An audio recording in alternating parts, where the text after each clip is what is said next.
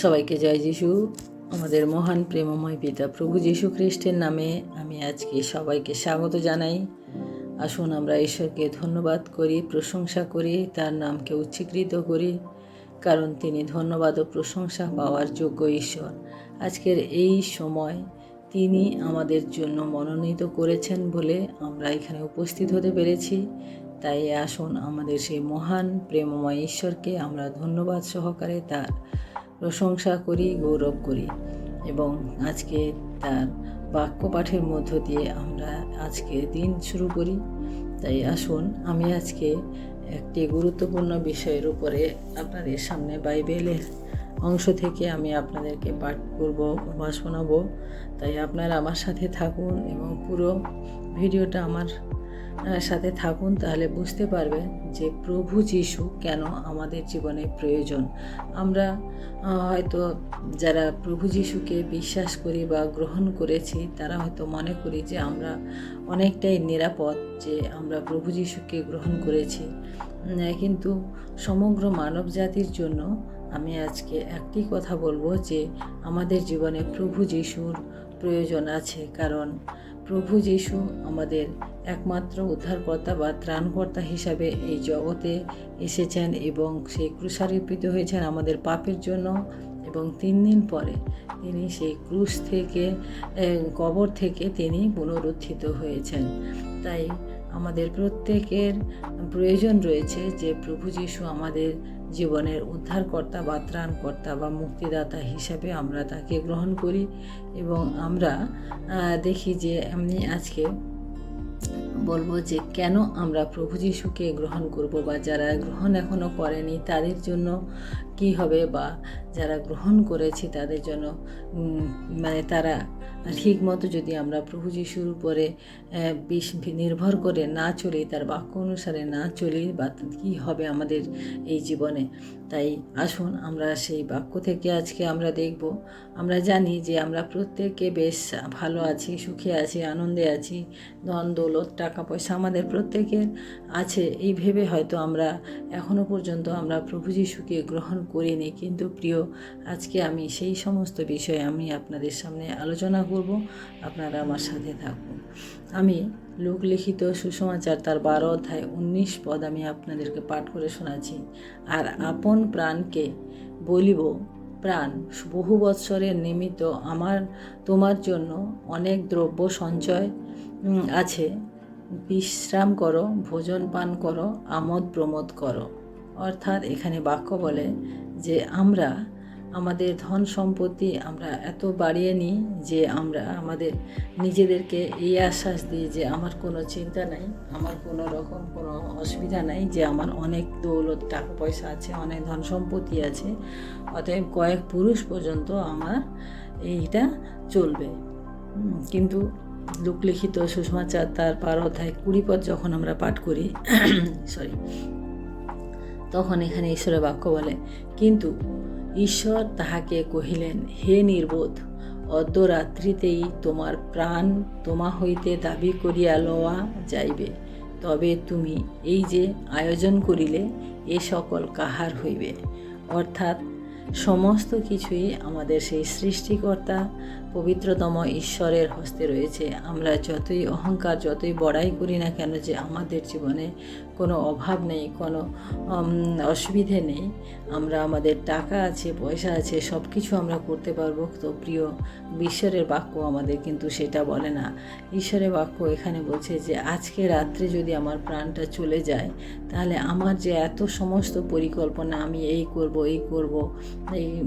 এই বাড়ি করব, গাড়ি করব, বা ছেলেকে এই করাবো, অমুক করাবো, মেয়েকে এই করাবো, এই যে করব করে আমরা যে এত আশাবাদী ছিলাম, যদি আজকে আমি চলে যাই তাহলে আমার সমস্ত কিছু কিন্তু চলে যাবে। তাই আমরা ইব্রিয় তার 9 অধ্যায় 27 পদে আমি পাঠ করি, যেমন মনুষ্যের নিমিত্ত একবার মৃত্যু, তৎপরে বিচার নিরূপিত আছে। অর্থাৎ আমাদের মৃত্যুতে আমাদের শেষ নেই, কিন্তু বিচারের পরে যে আমাদের মৃত্যুর পরে যে আমাদের সময়, সেটা হচ্ছে বিচারের সময়। তাই প্রিয়, আজকে আমরা যত অহংকার, যত বড়াই, যত ধন দৌলতের গর্ব করি না কেন, বিচার কিন্তু একদিন আমাদের প্রত্যেকের হবে। কারণ প্রভু যিশুকে আমরা যারা গ্রহণ করেছি, আমরা যদি প্রভু যিশুকে অনুসরণ করে না চলতে পারি বা প্রভু যিশুর তে জীবনযাপন না করতে পারি, তাহলে আমাদের জীবনে যে বিচার বা যে দণ্ড আসবে, তা যারা প্রভু যিশুকে জানে না তার থেকেও অনেক বেশি বিচার বা দণ্ড আমাদেরকে ভোগ করতে হবে। কারণ আমরা জেনে বুঝেও আমরা তা মান্য করি নাই। আমি যিশাইয়া ভাববাদীর পুস্তক তার 46 অধ্যায় 6 পদ আমি পাঠ করি। তোমরা তো সকলে অশুচি ব্যক্তির সদৃশ্য হইয়াছ, আমাদের সর্বপ্রকার ধার্মিকতা মলিন বস্ত্রের সমান, আর আমরা সকলে পত্রের ন্যায় জীর্ণ হই। আমাদের অপরাধ সকল বায়ুর ন্যায় আমাদিগকে উড়াইয়া লইয়া যাইবে। অর্থাৎ আমরা যারা প্রভু যিশুকে গ্রহণ করেছি, প্রভু যিশুকে মুক্তিদাতা হিসাবে গ্রহণ করেছি, এবং তাদের জন্য এখানে বলা হচ্ছে যে আমরা তো সকলে অশুচি ব্যক্তির সদৃশ্য হইয়াছি। অর্থাৎ যারা জানে না, যারা এখনও পর্যন্ত প্রভু যিশুকে মুক্তিদাতা হিসেবে গ্রহণ করতে পারেনি, তাদের সমান আমরা হয়েছি। কারণ আমাদের সর্বপ্রকার ধার্মিকতা মলিন বস্ত্রের ন্যায় হয়ে গেছে। আমরা যে ধার্মিকতায় একদিন প্রভু যিশুকে গ্রহণ করেছিলাম, সেই প্রভু যিশু ধার্মিকতাকে আমরা মলিন করেছি, এবং তা সমস্ত কিছু জীর্ণ শীর্ণ হয়ে গেছে, এবং তা কী হয়েছে, বায়ুর ন্যায় সে সমস্ত কিছু আমাদের জীবন থেকে উড়ে চলে গেছে। যোহন লিখিত সুসমাচার তার 5 অধ্যায় 28 পদ, ইহাতে আশ্চর্য মনে করিও না, কেননা এমন সময় আসিতে যখন কবরস্থ সকলে তাহার রব শুনিবে।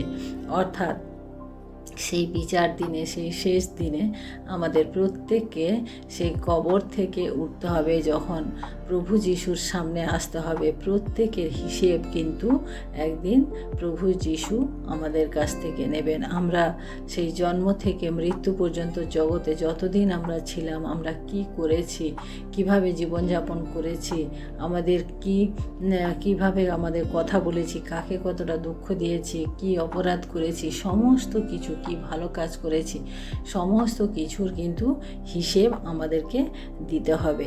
তাই প্রিয়, আমরা আজকের জগতে আমরা যেভাবে জীবনযাপন করছি, আমরা কিন্তু নিশ্চিতভাবে যে আমরা কি আমাদের প্রভু যিশুর কাছে সেই স্বর্গে দ্বিতীয় আগমনে আমরা কি যেতে পারবো? আমাদের নিজেদের জীবনকে আমরা যদি প্রশ্ন করি, তাহলে আমরা বুঝতে পারবো। কারণ আমরা প্রত্যেকে, আমরা কেউ প্রভু যিশুর পথে, দেখানো পথে আমরা চলি না।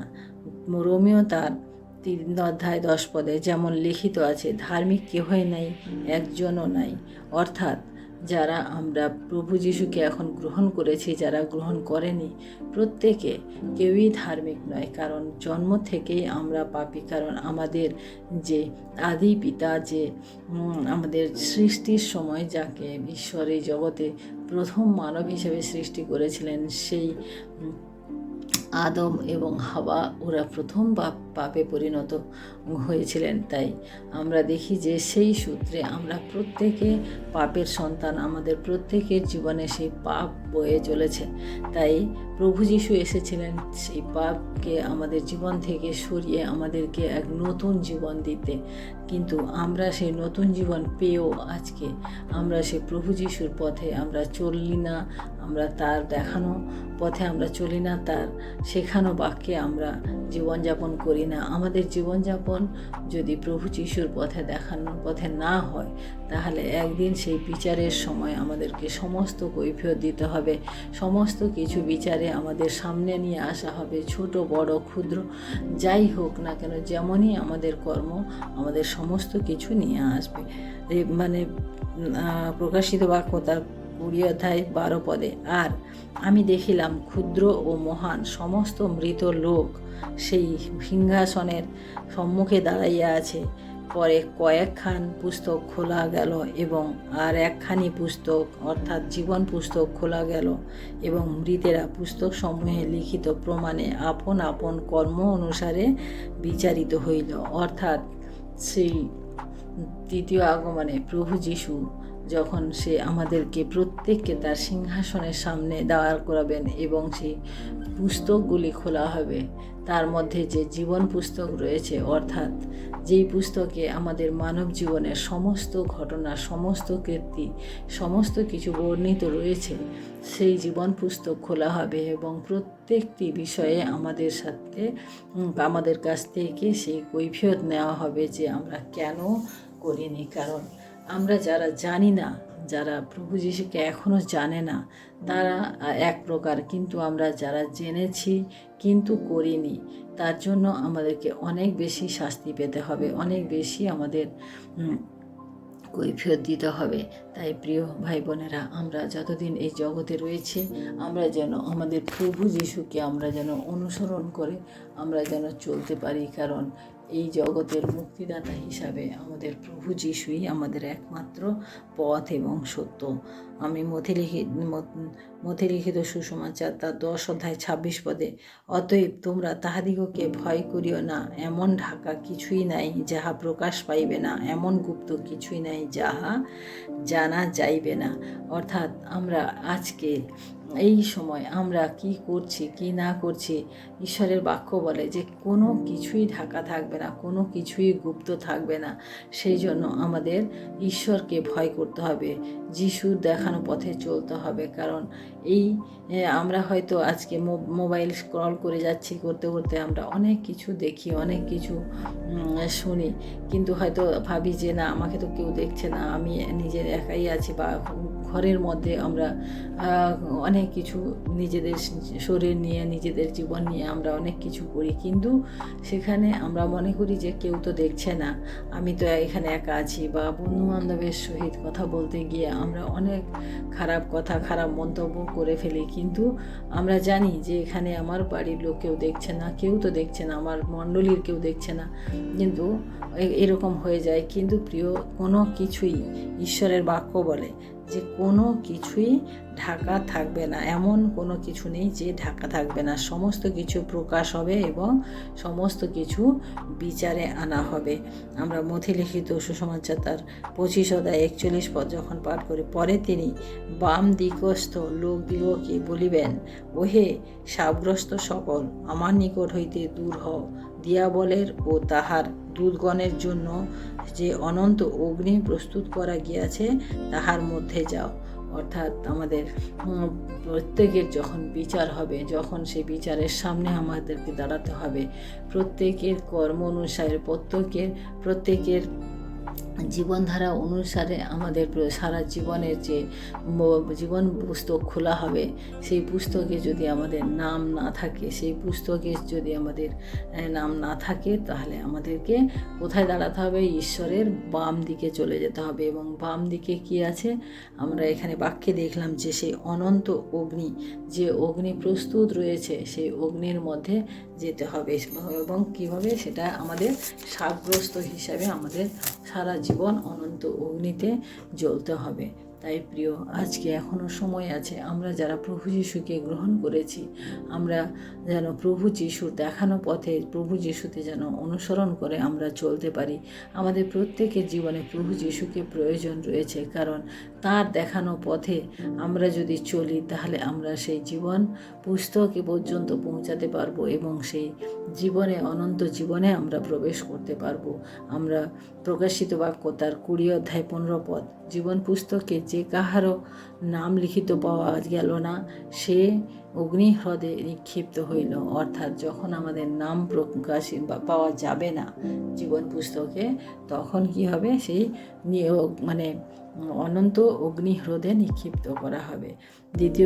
দ্বিতীয় পিতর তার 3 অধ্যায় 9 পদে, প্রভু নিজ প্রতিজ্ঞা বিষয়ে দীর্ঘসূত্রী নয়েন, যেমন কেহ কেহ দীর্ঘসূত্রিতা জ্ঞান করে, কিন্তু তোমাদের পক্ষে তিনি দীর্ঘ সহিষ্ণু, কতগুলি লোক যে বিনষ্ট হয় এমন বাসনা তাহার নাই, এবং সকলে যেন মন পরিবর্তন পর্যন্ত পৌঁছিতে পারে, এই তাহার বাসনা। অর্থাৎ আমাদের প্রভু যীশু চান যে প্রত্যেকে, যে যিশুকে গ্রহণ করেছে, যে করেনি, প্রত্যেকের জন্য প্রভু যীশু চান যে আমরা প্রত্যেকে যেন মন পরিবর্তন করে আমরা যিশুর পথে চলতে পারি। কারণ প্রভু যীশুই একমাত্র সত্য, পথ ও জীবন। আমরা ঈশ্বরের বাক্য থেকে পড়েছি না যে প্রভু যিশুই আমাদের পথ, তিনি বলেছেন যে আমি সত্য, আমি পথ এবং আমি জীবন। তাই প্রিয় ভাই বোনেরা, আমাদের এই সত্য এবং পথ এবং জীবনে আমাদের যে চলতে হলে, আমাদের ঈশ্বরের দেখানো পথে চলতে হলে তার বাক্য সকল আমাদেরকে পাঠ করতে হবে এবং তার সাথে জীবনযাপন করতে হবে। কারণ জগতের নানান প্রলোভন, নানান লালসা, নানান কিছু আমাদের জীবনকে প্রলোভিত করতে পারে, কিন্তু আমরা যদি আমাদের জীবনের পথকে আমরা যদি সঠিকভাবে ঈশ্বরের সাথে সংযোগ করে ঈশ্বরের পথে, ঈশ্বরের বাক্য অনুসারে চলি, তাহলে আমাদের সে অগ্নিহ্রদে আর যেতে হবে না। যোহর লিখিত সুসমাচারটা 3 অধ্যায় 3 পদ পাঠ করে আমি শেষ করব।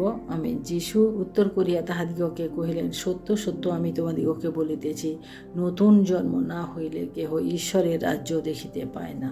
অর্থাৎ নতুন জন্ম, আমাদের নতুন জন্ম কি করে হবে? আমরা যখন প্রভু যীশুকে গ্রহণ করি, তাকে অনুসরণ করি এবং বাপ্তিস্মের দ্বারা তার কাছে আমরা এক নতুন জীবন পাই। নতুন জীবন অর্থাৎ আমরা পুরাতন বিষয়গুলি, অর্থাৎ আমাদের পুরাতন বিষয়গুলি আমাদেরকে বাদ দিতে হবে। আমরা যে জীবনযাপন করতাম, একদিন আমরা মিথ্যা বলতাম, একদিন আমরা অন্যকে গালাগালি করতাম, একদিন আমরা লোভ করতাম, সেই সমস্ত কিছু, যা কিছু আমাদের জীবনের জন্য খারাপ, যা কিছু আমরা সবার সম্মুখে আনতে পারি না, সেই সমস্ত জিনিসগুলি আমাদেরকে পরিত্যাগ করতে হবে এবং আমাদের প্রভুর দেখানো পথে, প্রভুর শেখানো বাক্যে আমাদের জীবনযাপন করতে হবে। তাহলে আমাদের এক নতুন জীবন আমরা পাবো এবং সেইভাবে আমরা যদি চলি, তাহলে একদিন আমরা সেই অনন্ত অগ্নির হাত থেকে আমরা রক্ষা পাবো এবং সেই অনন্ত জীবনে প্রবেশ করব। তাই প্রিয় ভাই বোনেরা, আমরা আজ থেকে অঙ্গীকৃত হই, আজ থেকে আমরা আমাদের জীবনের পথকে আমরা পরিবর্তন করি। কারণ আমরা জানি এই জগতের দুদিনের সুখ, দুদিনের লোভ, দুদিনের সুখাবিলাস আমাদের জীবনকে আমাদের সেই অনন্ত অগ্নিতে নিয়ে যাবে। তাই আমরা প্রভু যিশুর দেখানো পথে আমরা যেন চলি, যাতে আমরা সেই মৃত্যুর পরেও আমাদের যে আত্মা রয়েছে, সে আত্মা যেন আমাদের অনন্ত অগ্নিতে দগ্ধ না হয়, আমাদের সেই অনন্ত জীবনে যেন আমরা প্রবেশ করতে পারি, সেই ঈশ্বরের রাজ্যে, যেখানে কোনো দুঃখ নাই, যেখানে কোনো কষ্ট নাই, যেখানে সর্বদা আনন্দই আনন্দ। তাই প্রিয় ভাই বোনেরা, আজকে আমরা অঙ্গীকৃত হই, আমরা প্রভু যিশুকে আমাদের মুক্তিদাতা হিসাবে আমরা গ্রহণ করি। এটাও আমরা জানি যে এই কথাটি আমাদের, যে কেন আমরা প্রভু যিশুকে গ্রহণ করব, তা আমরা অন্যকেও আমরা বলতে পারি। কারণ তিনি একমাত্র পথ। তিনি যেভাবে আমাদিগকে শিক্ষা দিয়েছেন, তিনি যেভাবে আমাদেরকে জীবনে চলতে বলেছেন, সেইভাবে কিন্তু আমরা অন্য কারোর কাছ থেকে আমরা পাই না। তাই আসুন আমরা আজকে আমাদের মহান সেই ঈশ্বরকে, আমাদের জীবনের ত্রাণকর্তাকে আমরা আমাদের জীবনের পথ হিসেবে আমরা বেছে নিয়ে চলি এবং আমাদের জীবনকে, আমাদের পরিবারকে, আমাদের সমাজকে আমরা আরও সুন্দর করে তুলি। আসুন আমরা প্রার্থনা করি এবং শেষ করি। ধন্যবাদ, ধন্যবাদ, ধন্যবাদ মহান প্রেমময় পিতা, তোমার মহান আমি ধন্যবাদ প্রশংসা করি প্রভু। আজকের এই সুন্দর দিনে প্রভু, তোমার সুন্দর বাক্য পাঠের মধ্য দিয়ে প্রভু আমরা আজকে দিন শুরু করেছি এবং আমরা তোমার দেখানো পথে আমরা চলবো, সেই অঙ্গীকারও আমরা করেছি। তাই তোমায় ধন্যবাদ দিই পিতা, তুমি আমাদের প্রত্যেককে সাহায্য করো, আশীর্বাদ করো, আমরা যেন তোমার পথে চলতে পারি প্রভু। ধন্যবাদ, মহিমা, গৌরব, প্রশংসা তোমাকে দিয়ে এই বিনতি প্রার্থনা চাই আমাদের মুক্তিদাতা তার মতো প্রভু যীশু খ্রিস্ট তোমারই নামে।